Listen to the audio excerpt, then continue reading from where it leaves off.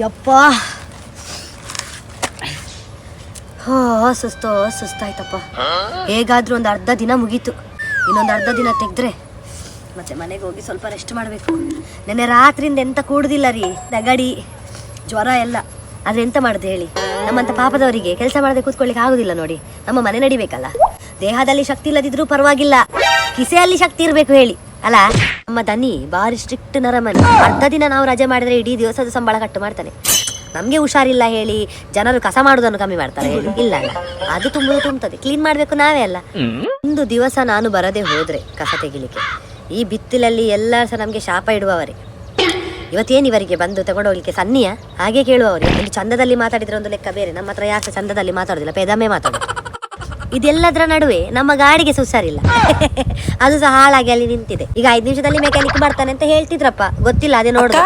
ಓ, gate ಮುಂದೆ ಕಸದ van ಉಂಟು.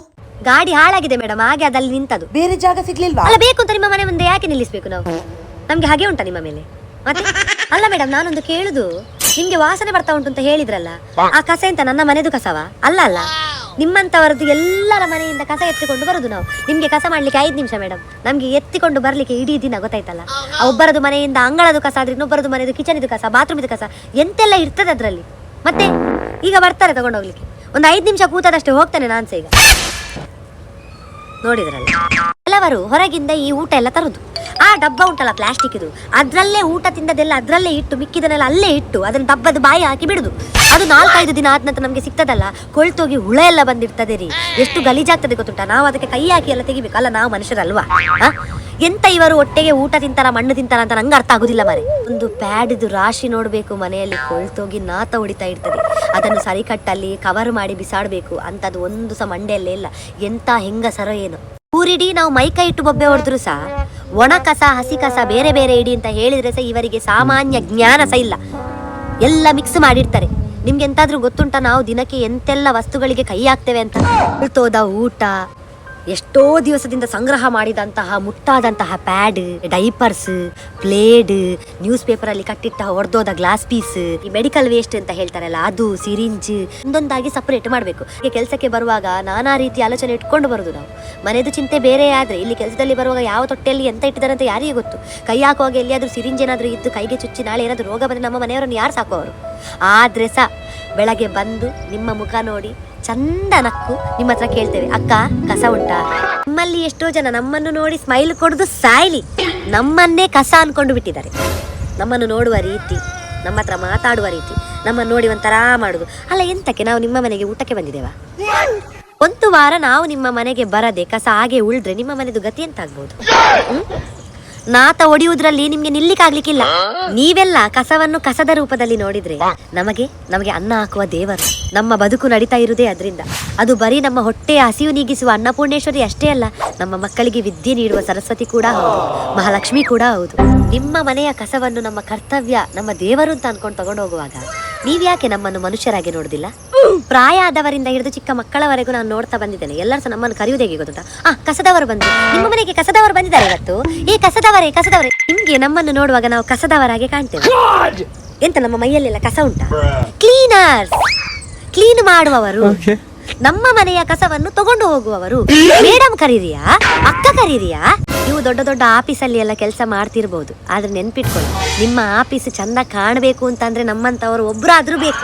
ಅವರು ದೂರದಿಂದಲೇ ಗಾಡಿಯನ್ನು ನೋಡಿ ಮುಗಿ ಕೈ ಇಟ್ಕೊಳ್ಳು. ಅಲ್ಲ, ಎಂತಕ್ಕೆ ನಾವು ವಾಸನೆ ಬರ್ತಾ ಇದ್ದೇವೆ ಅಂತ ನಮ್ಗೆ ಹೇಳುದ? ನಿಮ್ಮ ಮನೆಯಿಂದಲೇ ತಂದದಲ್ಲ, ಅದ್ರಲ್ಲಿ ನಿಮ್ಮ ಮನೆ ಸಹ ಪಾಲುಂಟು ವಾಸನೆ ಬರ್ಲಿಕ್ಕೆ. ಒಣ ಕಸ ವಾರದಲ್ಲಿ ಒಂದೇ ದಿವಸ ತಗೊಂಡು ಹೋಗುದಮ್ಮ ನಾವು, ಆಯ್ತಾ? ಗುರುವಾರದ ದಿನ.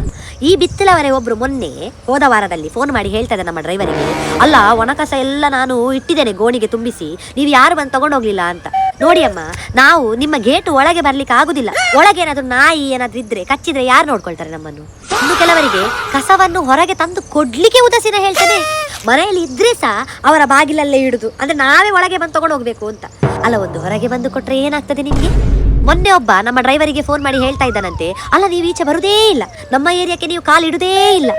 ಅಣ್ಣ, ನಾವು ಬರುವಾಗ ನೀವಿರುವುದಿಲ್ಲ, ಅದು ನಿಮ್ಮ ತಪ್ಪು. ನೀವು ಯಾವಾಗ ಇಟ್ರೆ ನಾವೆಂತ ಹಿಡಿದಿನ ನಿಮ್ಮ ಮನೆ ಬಾಗಿಲಲ್ಲಿ ನಿಲ್ಲಿಕ್ಕಾಗ್ತದ? ಅಲ್ಲ, ಮಳೆಗಾಲಕ್ಕೆ ನೀವು ಪೇಪರ್ ಬ್ಯಾಗ್ ಅಲ್ಲಿ ಕಸ ತುಂಬಿಸಿ ಹೊರಗಿಡ್ತೀರಲ್ಲ, ನಿಮ್ಗೆ ಸ್ವಲ್ಪ ಆದ್ರೂ ಮಂಡೆ ಉಂಟಾ? ಅದು ಒಡ್ಡೆ ಅಲ್ಲ ಆಗುದು. ನಾವು ಹೇಗೆ ತಗೊಂಡು ಹೋಗೋದು? ಕೈಯಲ್ಲಿ ಗೋರಿಕೊಂಡು ತಗೊಂಡು ಹೋಗ್ಲಿಕ್ಕೆ ಆಗ್ತದ? ನೀವೇ ಒಂಚೂರು ಯೋಚನೆ ಮಾಡಿ. ನಿಮ್ಗಾದ್ರೂ ಎತ್ತಿಕೊಂಡು ಹೋಗ್ಲಿಕ್ಕೆ ಸಾಧ್ಯ ಉಂಟಾಗಿದ್ರೆ ನೋಡಿ, ಗಾರ್ಬೇಜ್ ಬ್ಯಾಗ್ ಅಂತ ಒಂದು ಕಪ್ಪು ಕಲರ್ ತೊಟ್ಟೆ ಬರ್ತದೆ, ಗೊತ್ತುಂಟು? ದಪ್ಪದೊಂದು ಕಪ್ಪು ಕಲರ್ ತೊಟ್ಟೆ ಬರ್ತದೆ. ಅದ್ರಲ್ಲಿ ನಿಮ್ಗೆ ತುಂಬಿಸಿಡ್ಬೋದಲ್ಲ, ಸುಲಭ ಅಲ್ಲ ಅದು ನಮ್ಗೆ ತಗೊಂಡು ಹೋಗ್ಲಿಕ್ಕೆ. ಮೇಲೆ ಒಂದು ಗಂಟು ಕಟ್ಟಿಟ್ರೆ ಆಯ್ತು. ನಿಮ್ಗೆ ಒಂದು ದೊಡ್ಡ ಬಕೆಟ್ ಇಡ್ಲಿಕ್ಕೆ ಆಗುದಿಲ್ವಾ? ಬಾಯಿ ಮುಚ್ಚಲಿಗೆ ಬಂದು ಅದಕ್ಕೆ ಅದ್ರೊಳಗೆ ಹಾಕಿಟ್ರೆ ಮತ್ತೆ ಮಳೆದು ನೀರು ಬೀಳುದಿಲ್ಲ. ಅಷ್ಟು ನಿಮ್ಗೆ ಒಂದು ಸಾಮಾನ್ಯ ಜ್ಞಾನ ಇಲ್ವಾ? ನೀವು ಮಾಡುದೆಲ್ಲ ಅನ್ಯಾಯವೇ, ಆದ್ರೆ ನಾವು ಮಾತಾಡಬಾರ್ದು. ಎಲ್ಲರೂ ಸಹ ಕೆಟ್ಟವರು ಅಂತ ಹೇಳುದಲ್ಲ, 10ರಲ್ಲಿ 9 ಮಂದಿ ಕೆಟ್ಟವರೇ. ಆದ್ರೆ 1% ಜನರು ಇರ್ತಾರೆ ತುಂಬಾ ಒಳ್ಳೆಯವರು. ಅವರು ನಮ್ಮ ಹತ್ರ ಚಂದದಲ್ಲಿ ಮಾತಾಡ್ತಾರೆ, ನಮ್ಮನ್ನು ಕೇಳ್ತಾರೆ. ಎಷ್ಟೋ ಸರಿ ನಾನು ಕೆಲಸಕ್ಕೆ ಬರದಿದ್ದಾಗ ಇಲ್ಲಿ ಒಬ್ರು ಇದ್ದಾರೆ, ಅವ್ರು ನನ್ನ ಹತ್ರ ಕೇಳೋದು, ಏನಕ್ಕ ನೀವು ಬರ್ಲಿಲ್ಲ ನಿನ್ನೆ? ನಾನು ನಿಮ್ಮದು ದಾರಿ ನೋಡ್ತಾ ಇದ್ದೆ. ದಿನದಲ್ಲಿ ಒಬ್ಬರು ಈ ತರ ನಮ್ಮ ಹತ್ರ ಮಾತಾಡಿದ್ರೆ ನಮ್ಮದು ಇಡೀ ದಿವಸ ಎಷ್ಟು ಚಂದದಲ್ಲಿ ಹೋಗ್ತದೆ ಗೊತ್ತುಂಟ? ನಮ್ಮ ಉದ್ಯೋಗದಲ್ಲಿ ಎಷ್ಟೋ ಜನ ಹುಷಾರಿಲ್ಲದೆ ತೀರಿ ಹೋಗಿದ್ದಾರೆ ಗೊತ್ತುಂಟ? ಹೇಗೆ ಬಂದದೆಲ್ಲ ಕಾಯಿಲೆಗಳು? ಇದೇ ನೀವು ಮಾಡ್ತಿರಲ್ಲ ಅನಾಚಾರ, ಇದ್ರಿಂದ ಹೇಳ್ತಾರಲ್ಲ ಕ್ರಿಮಿಗಳು, ಅದು ನಮ್ಮ ಶ್ವಾಸಕೋಶದೊಳಗೆ ಹೋಗಿ ಏನಾದ್ರೂ ಒಂದು ರೋಗ ತಂದೆ ತರ್ತದೆ. ಅಲ್ಲ, ನಾನು ಹೇಳ್ತಿಲ್ಲ ನೀವು ಮಾಡಿದ್ದು. ನಮ್ಮ ಬೇಜಾರಿಗೆ ನೀವು ಅಳುಬೇಕು ಅಂತ ಹೇಳುದಲ್ಲ, ಆದ್ರೆ ನಮ್ಮನ್ನು ನೋಯಿಸ್ಬೇಡಿ ಅಲ್ಲ. ಎಲ್ಲರ ಹತ್ರ ಸಹ ನನ್ನ ವಿನಂತಿ ಅಂತ ಹೇಳಿದ್ರೆ, ನಮ್ಮನ್ನು ಮನುಷ್ಯರಾಗಿ ನೋಡಿ, ನಮ್ಮ ಹತ್ರ ಮಾನವೀಯತೆ ದೃಷ್ಟಿಯಿಂದ ಮಾತಾಡಿಸಿ, ನಮಗೂ ಸ್ವಲ್ಪ ಮರ್ಯಾದೆ ಕೊಡಿ. ನಮ್ಮನ್ನು ನೋಡಿ ಗಲೀಜು ಮಾಡುದು, ವಾಸನೆ ಬಂದಾಗೆ ಮಾಡೋದು ಹಾಗೆ ಮಾಡಬೇಡಿ. ತುಂಬ ನೋವಾಗ್ತದೆ. ನಾವು ಸಹ ನಿಮ್ಮಾಗೆ ಅಲ್ಲ, ನೀವು ದೊಡ್ಡ ಉದ್ಯೋಗದಲ್ಲಿ ಇರ್ಬೋದು, ನಮ್ಮದು ಈ ಉದ್ಯೋಗ ಸಹ ನಮಗೆ ದೊಡ್ಡದೇ. ಯಾಕಂದ್ರೆ ನಿಮಗೆ ಅದು ಸಹ ಅನ್ನ ಕೊಡ್ತದೆ, ನಮಗೆ ಇದು ಸಹ ಅನ್ನ ಕೊಡ್ತದೆ. ದಯವಿಟ್ಟು ನಮ್ಮನ್ನು ನಿಮ್ಮಾಗೆ ಅಂತವೇ ಭಾವಿಸಿ. ಮತ್ತೆ ಎಂತೆಲ್ಲ ಹೆಸರಿಂದ ನಮ್ಮನ್ನು ಕರಿಬೇಡಿ. ಮೇಡಮ್ ಅಂತ ಕರೀರಿ, ಅಕ್ಕ ಅಂತ ಕರೀರಿ, ಯಾವುದು ಬೇಡವಾ ಅಮ್ಮ ಅಂತ ಕರೀರಿ, ಖುಷಿ ಆಗ್ತದೆ. ಧನ್ಯವಾದಗಳು.